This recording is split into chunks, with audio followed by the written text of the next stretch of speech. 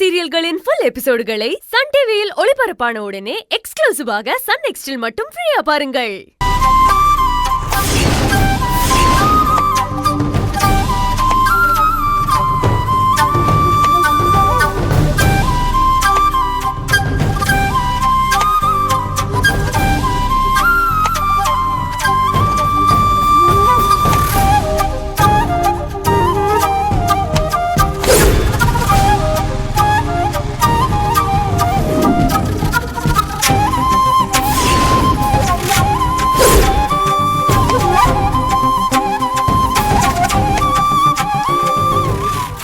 தூரம் ஆசையா நம்மளை பார்க்க வந்த செல்வி கிட்ட நான் முகம் கொடுத்து கூட பேசலையே.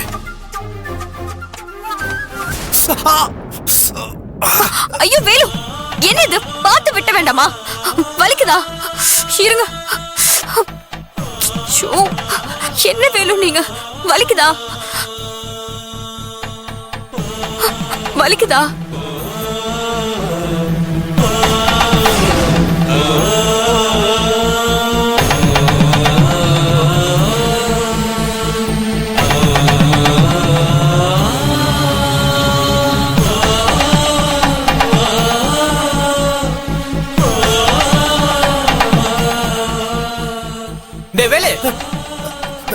என்ன வேலு, பார்த்து வேலை பார்க்க வேணாமா?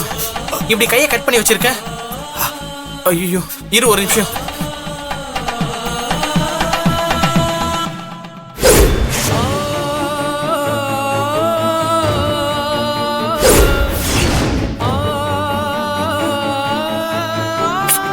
ஐயோ டேய், என்னடா நீ? இரு இரு இரு மெல்ல மெல்ல இரு ஒரு நிமிஷம்.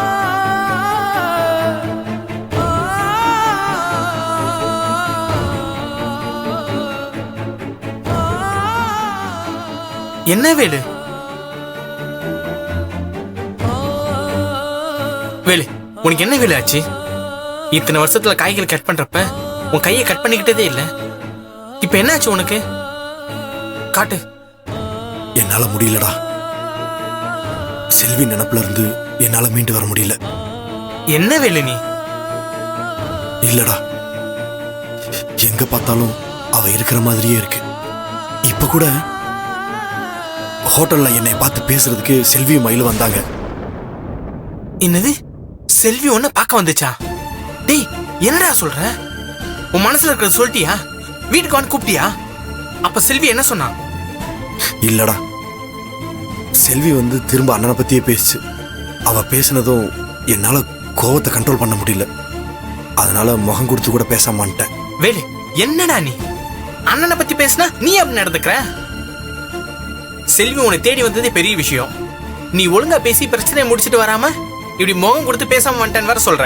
உனக்கு என்ன பைத்தியமா? சரி சரி, முகத்தை இப்படி வச்சுக்காத.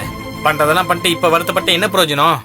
உங்க ரெண்டு பேரும் பிரச்சனைய உட்காந்து பேசி தீக்கிறது தவிர இதுல வேற வழியே இல்ல.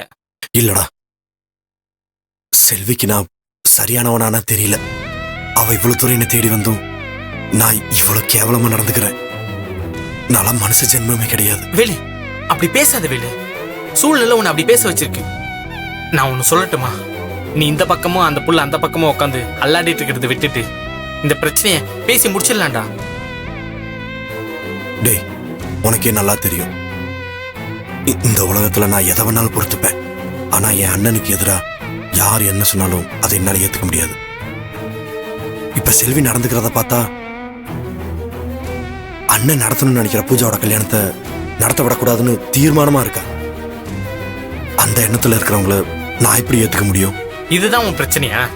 விடு, இதுக்கு ஒரு நாள் பஞ்சாயத்தை வச்சு இந்த பிரச்சனையை பேசி முடிச்சிடலாம். வேலு, நீ தைரியமா இரு வேலு.